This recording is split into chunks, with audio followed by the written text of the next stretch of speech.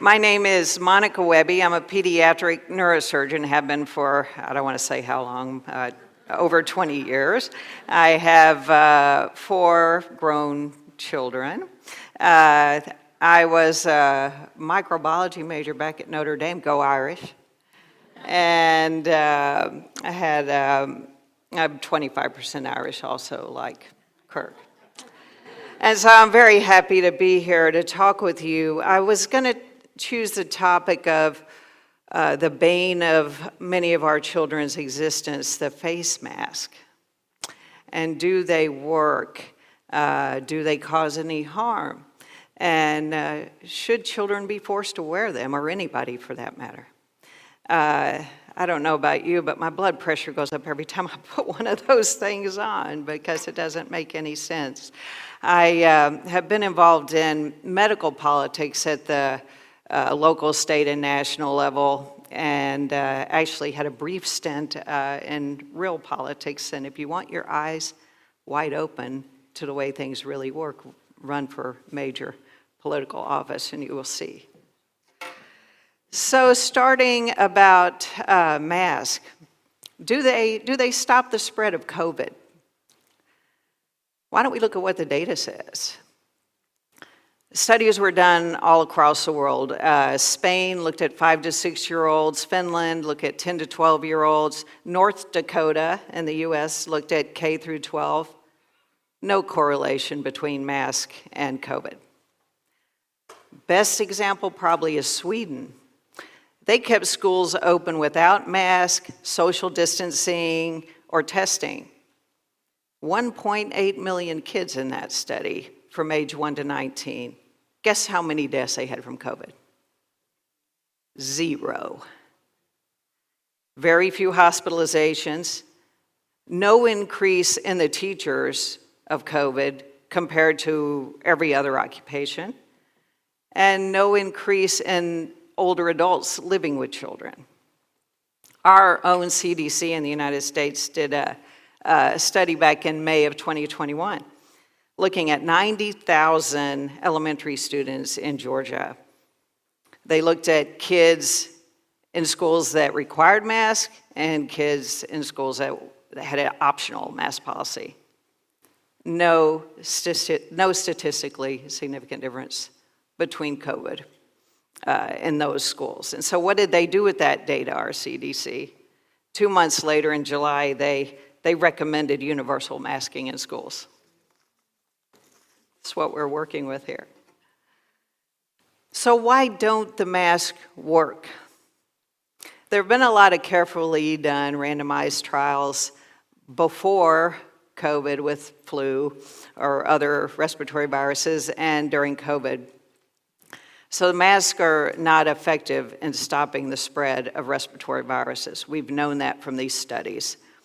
And COVID also appears to spread through aerosolization to some degree. So instead of having those big droplets that they tell you to put the mask on to prevent, a lot of the spread is through very tiny particles spreading in the air. They're not the drops that fall down quickly. Their drops are little particles that just float around.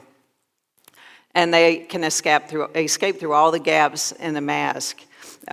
If they're not, well sealed against your face. But even the N95 mask, if they get moist from your breathing after a period of time, they're not very effective either.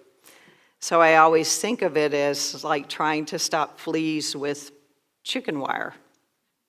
You've got these very tiny particles that you're trying to stop. So okay, they don't really work very well, right, with stopping respiratory viruses, but there's no harm in wearing these, right? It's just a mask, right? So there was a study done by Spira in April of 22, looked at 35 European countries, 602 million people. Statistically significant positive correlation between mask usage and death. So that's right. The masks were found to be harmful. Unintended consequences related to the mask wearing. But that can't be right? Because all the early studies were saying that that the mask appeared to slow down the propagation of the virus. And so all these mandates were implemented, though, when the level was very high.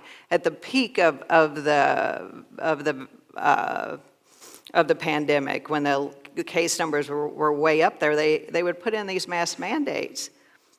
And so, of course, if you're at the peak, you're going to start coming down. And so they would give the masks the credit for the drop in the cases. And then if these masks were working so well, why were we getting these second waves of the virus coming? One paper discussed what's called the Fogan effect. And these guys looked at Kansas as a state, one of our Midwest states. They looked at county by county. 24 counties with mask mandates had an increased case fatality rate versus the 81 counties that did not have masks. So they found a 50% increase in case fatality rate in the counties that had the mask. This Fogan effect that they were discussing, they're talking about having the mask on your face, holding the viral particles there, and then you just continue to rebreathe this over and over, so you're getting deeper inhalation of a higher concentration of viral particles. So that was how they theorized that this was working. So what else is going on with these masks? Well, we have found through all these studies that within minutes there's pathogenic bacteria and fungi that can be cultured off of these masks. That, of course, increases your risk of bacterial pneumonia and meningitis. And even in my hospital as a pediatric neurosurgeon, I have seen more cases in the last 6 months of epidural abscesses, infections that go from the sinuses into the brain, in the last 6 months than I've seen in 20 years. So there's something going on. Of course, I'm sure it doesn't have anything to do with the mask or anything, but it's very worrisome what's going on. They did a study of 109 medical students and found that 99% of the masks had bacterial colonies, 95% had fungal colonies. So the longer you wear the mask, the bacteria really like this nice, warm, moist environment. So the longer you wear the mask, you get a lot of bacteria, but then over time, you start to get more fungus. So you've got the bacteria on the mask. They like the nice, warm, moist environment. You take the mask off, but the fungal cultures, the spores can survive if you take it off and leave it overnight. And this nice fungus spores can survive and they can come back. So over time, if you're wearing the same mask, which a lot of people do, they never change their mask, you start to see more fungus and more pathology. University of Florida cultured 11 different pathogenic bacteria from school children on their mask. And our own CDC at the United States saw a 15% increase of resistant bacterial and fungal strains on the mask within the first year of the pandemic. Prior to that, it had been trending down. It had gone down 27%. So when you put on these masks, I don't know about you, but I feel like I can't breathe. Does anybody feel like they can't breathe when you put on those masks? Well, it's probably because you're not. So anyway, an Italian study was done in May of 2022, and they looked at people who had had a surgical mask on for 10 minutes. They looked at, measured the CO2. So the CO2 that they were seeing in the mask wearers and the air in the mask pocket had gone above the 5,000 parts per million that is acceptably safe. So when they measured this information, they found that 40% of people who had surgical masks and 99% who had on N95 had gone above that safe level after 10 minutes. 90% of the kids from 10 to 18 years old had gone above that safe level in 10 minutes. There was a European study that said that kids after 3 minutes were up to 3 to 12 times healthy CO2 levels. Other studies, of course, there's tons of these studies out there. Masks for 4 hours show significant hypoxia and hypercapnia. And it's well known for those of us who care about kids and their neurological function that hypoxia impairs brain development and cognition. So, if that's not enough, a recent British study in 2022 found that polypropylene and microplastics were found in all regions of the human lungs in people that were wearing the mask. Another study found graphene. These are concerns of foreign bodies within the lungs that are coming from these masks. So if they don't stop the spread, and there are petri dishes that you're wearing on your face, and you can't breathe, and you're inhaling microplastics and graphene, is there anything else that they could possibly do? There was a California university study that was looking at reading fluency in second and third graders, and they found them down 30% when they compared fall of 2019 to fall of 2020. There was a study done by Brown looking at 700 kids. They compared the kids that were born during the pandemic, 2020 to 2021. They compared those kids to 2011 and 2019. The average IQ of these kids dropped from 100 to 78. There were significant drops in verbal, motor, overall cognitive scores, and it affected males more so than females, and lower socioeconomic status were affected the most. So why was this happening? What are the factors? Well, they thought that it was due to reduced social interaction. Everybody's locked up, everybody's staying home. Parents are home but not available. They're trying to do work. They're not doing the normal interactions with children. And that's how a baby learns how to communicate. They watch how you react. And they're like little sponges soaking up everything. Your brain's 90% of its size by the time you're 1 year old. All of those connections are forming at that time. And if you're a baby and the face is covered, they become more robotic in their reactions. They don't have the full-on animation that they've learned. And babies learn how to speak by watching you speak. You know how a baby, you sit there and do raspberries or ba ba ba or whatever. They're watching you. A baby just stares at your face. And that's how they learn to talk and how to interact with this environment they belong to. What about mental health? It exacerbates anxiety and breathing difficulties in children. We've seen this in studies now. It causes panic attacks, claustrophobia. You can imagine, what do they use to torture people? Waterboarding, right? They put water over their face and make it difficult to breathe. There's nothing that causes a bigger panic reaction in somebody than not being able to breathe. There was a German study that looked at over 25,000 children who wore masks 270 minutes per day.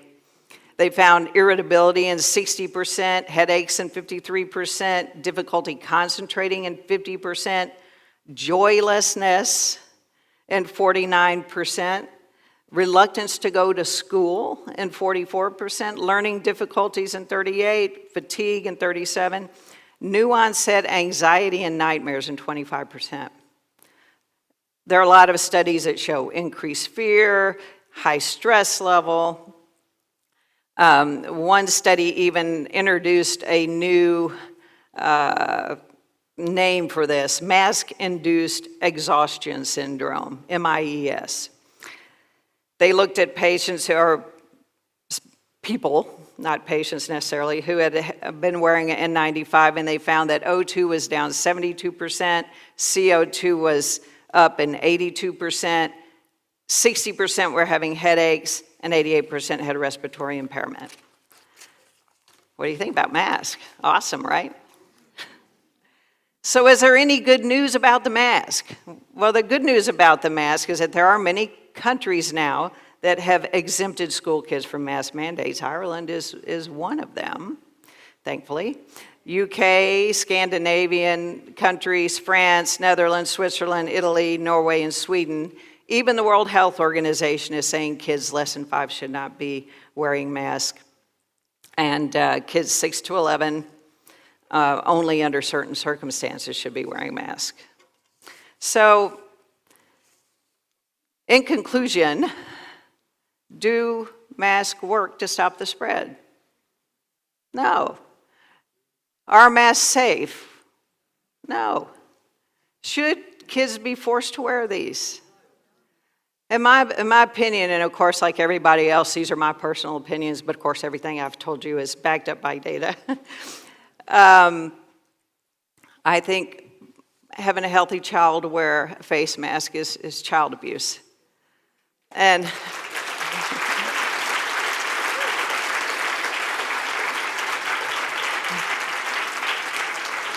I tell you, the kids have been so programmed, they'll come into my clinic.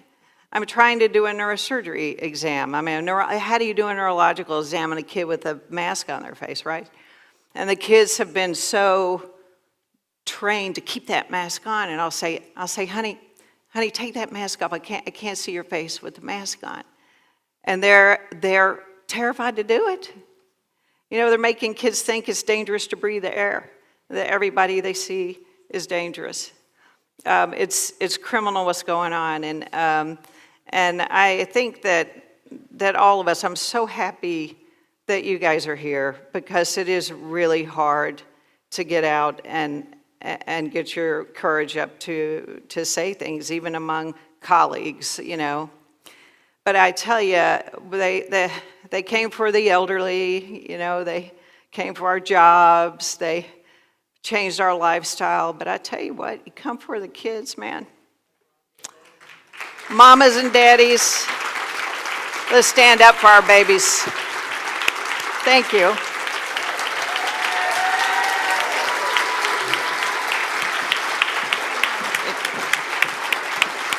Thank you.